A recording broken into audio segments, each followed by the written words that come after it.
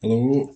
I think it's been about a week since I've done a reading of this book, The Manuals of Buddhism, Mahatera Ledi Sayadaw. So now we are still doing the Vipassana Dipani. Now we're on to the four producers or generators of material phenomena. Got my new little toy here. Well, not really a toy. It's some relics from Myanmar, uh, um, originally Myanmar, to Singapore or Malaysia. So yeah, pretty cool. Some Buddha relics. Uh, Moggallana, Sariputta, Ananda, Katyayana, some others, and some Arahant bones and stuff. So yeah, pretty cool for a British. Right, let's start. The four producers or generators of material phenomena. There are four kinds of producers which produce material phenomena. 1. Kama. 2. Chitta. 3. Utu. 4. Ahara. Karma means moral and immoral actions committed in previous existences. Chitta means mind and mental concomitants existing in the present life. Utu means the two states of Tejo Dhatu, the fire element, i.e. heat, Unha Tejo, and cold, Sita Tejo. Hara means the two kinds of nutritive essence, internal nutriment that one obtains from the time of conception, and external nutriment that exists in edible food. Out of the 28 species of material qualities, the 9 species, i.e. the 6 bases, 2 sexes, and life, are produced only by Kama. The 2 media of communications are produced only by Chitta. Sound is produced by Chitta and Utu. The 3 plasticities are produced by Chitta, Utu, and Ahara. Of the remaining 13, excluding Jarata, decay, and Anicca, impermanence, the 11, comprising the 4 great essentials, nutriment, visible form, odor, savor, the element of space, integration, and continuance, are produced by the 4 causes. These 11 always appertain severally to the 4 classes of phenomena produced by the 4 causes. There are no phenomena that enter into composition without these. Material phenomena enter into composition with these, forming groups of 8, 9, and so forth, and each group is called Rupa Kalapa. As to the 2 salient features, decay and impermanence, they exclude themselves from the material qualities born of the 4 causes, as they disorganize what has been produced. Causes or origins. Of these 82 ultimate things, Nibbana, in as much as it lies outside the scope of birth jati, does not need any originator for its arising, neither does it need any cause for its maintenance, since it also does not come within the range of decay and death, jara marana. Hence, nibbana is unconditioned and unorganized. But with the exception of nibbana, the 81 phenomena, both mental and material, being within the spheres of birth, decay, and death, are conditioned and organized things. Among the four causes already dealt with in connection with the material qualities, karma is merely an originator, and chitta, mind, is simply a stimulus. The physical body develops, stands, and is maintained by the power of the warmth element called Utu and by the power of the essence of nutriment. If the forces of the latter two come to an end, the forces of the former two also can no longer operate, but cease simultaneously. In the case of trees, for example, the seeds are only their origins. They grow, develop, and are maintained by means of the elements of earth and water. If these two principles fail them, the power of the seed also fails along with them. Here the physical body is like the tree. Karma is like the seed. The warmth element, or what is called Utu, is like the earth. The nutritive essence is like the rainwater, which falls regularly at proper seasons, and mind is like the atmosphere and the heat of the sun, both of which give support from outside. With regard to the causes of mind and mental properties, three things are needed for the arising of resultants: a past karma, a base to depend upon, and an object. The first is like the seed of the tree, the basis is like the earth, and the object is like the rainwater. Two things are necessary for the arising of each of the mental phenomena of the morals, the immorals, and the ineffectives: a base to depend upon and an object. However, to be more detailed, full rational exercise of mind, yoniso manasikara, is needed for the morals, and defective irrational exercise of mind, yoniso manasikara, for the immorals.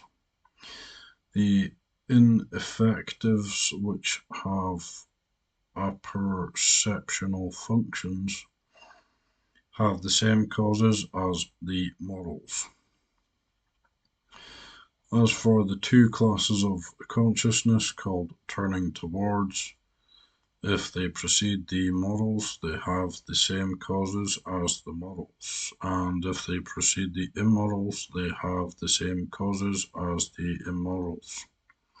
Here, yoniso manasikara means proper exercise of reason, and yoniso manasikara means improper exercise of reason.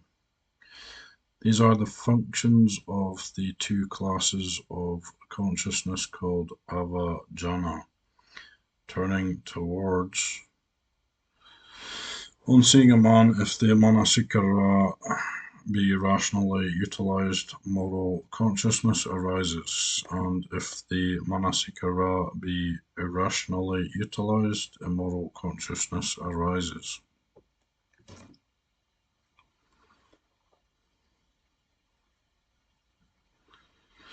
There is no particular object which purely of itself will cause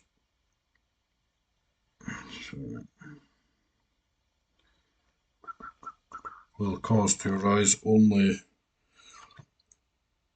a moral consciousness or only an immoral consciousness. The process of the mind may be compared to a boat of which the avajjana chitta, or turning towards thought, is the helmsman.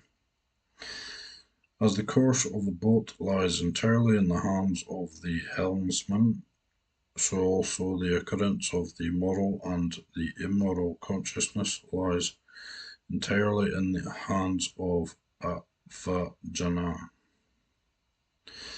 What the seed is to the tree, that the manasikara is to the morals and the immorals. What the earth is to a tree, that their base is to the morals and immorals. What rainwater is to a tree, that their object is to the morals and immorals. We will now set forth the causes in another way. Each of the 6 classes of consciousness has 4 causes. For the arising of the consciousness of sight, there is needed Chakubhatu, Ruparamana, Aloka, and Manasikara. Of these, Manasikara is the name of the avajjana chitta, which turns the process of mind in the direction of the object of sight. Aloka means light. Unless there is light, the function of seeing will not take place, nor the process of cognition. Chakuvatu means eye base, and Ruparamana means object of sight, literally form object. For the arising of the consciousness of sound, there is needed Sotavatu, ear base, Sadaramana, object of sound, Akasa, and Manasikara. Here, Akasa means the space through which sound is communicated to the ear. The function of hearing can take place only when it is present. The process of ear door cognitions also occurs only when hearing takes place. For the arising of the consciousness of smell, there is needed Ganavatu, nose base, Gandharamana, object of smell, Vata, and Manasikara. Here, Vata means the air in the nose or the inhaled air. If this is not present, odors cannot come into contact with the nose base, and consequently the function of smelling and the nose door cognition cannot take place. For the arising of the consciousness of taste, there is needed Jiva Vatu, tongue base, Rasaramana, object of taste, Apa, and Manasikara. Here, Apa means wetness of the tongue.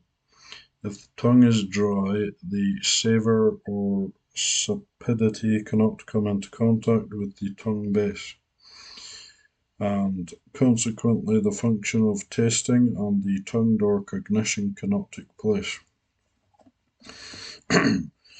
For the arising of the consciousness of touch, there is needed Kayavatu, body base, Ramana, object of touch, Thada, and Manasikara. Here, Thada means the quality of the object of touch, i.e., its degree of coarseness. Only a somewhat coarse touch can make an impression upon the body base. If the object of touch is too subtle, it cannot impinge upon the body base, and unless there is impingement, neither consciousness of touch nor the body door cognition can arise. For the arising of the consciousness of mind, there is needed Hadaya Watu, heart base, Dhamma Ramana, object of thought, Mano Devara, mind door, and Manasikara.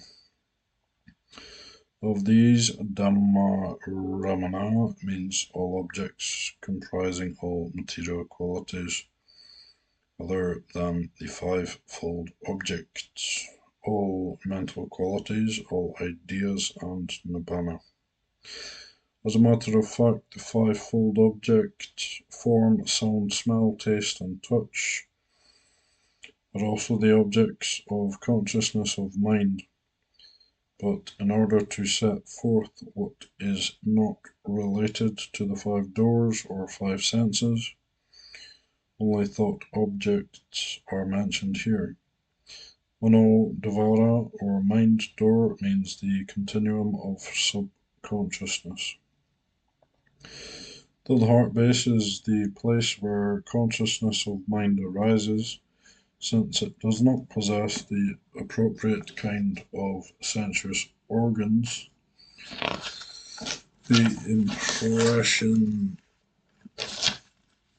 impressions of objects cannot appear in it. Hence, they have to appear in the mind door only. Okay, one more. A little bit tired today. Quite a lot of work. The two abhignana, or the two super knowledges. Abhignana means super knowledge, or the faculty of knowing preeminently beyond that of ordinary mankind. It is of two kinds, Samatha Abhignana and Dhamma Abhignana. Samatha Abhignana means super knowledge acquired through the carrying out of the exercises in Kam Samatha. It is of five different kinds. 1. Idi Vida Abhignana. 2. Dibba Sota Abhignana. 3. Chitta Pariya Abhignana. 4. Beni Wasa Abhignana. 5. Yatta Kamu Paga Abhignana.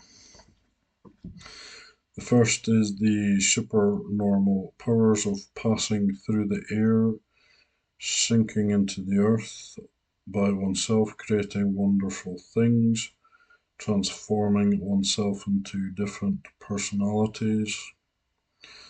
The second is extreme sensitiveness of hearing, such as is possessed by celestial beings. The third is the supernormal knowledge of others' thoughts. The fourth is the supernormal knowledge of previous existences. The fifth is the supernormal knowledge of living beings and of the karma in accordance with which they are thrown down into the various spheres of existence. It resembles such supernormal vision as is possessed by celestial beings. Dhamma Abhignana means the insight by which are discerned all the things of ultimate truth mentioned in the section on the truths, together with their respective characteristics beyond the range of conventional truth.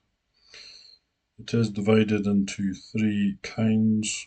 1. Suttamaya Jnana, knowledge acquired by learning. 2. Chintamaya Jnana, knowledge acquired by reasoning. 3. Bhavana Maya Jnana, knowledge acquired by contemplation. The last of the three is again subdivided into two. 1.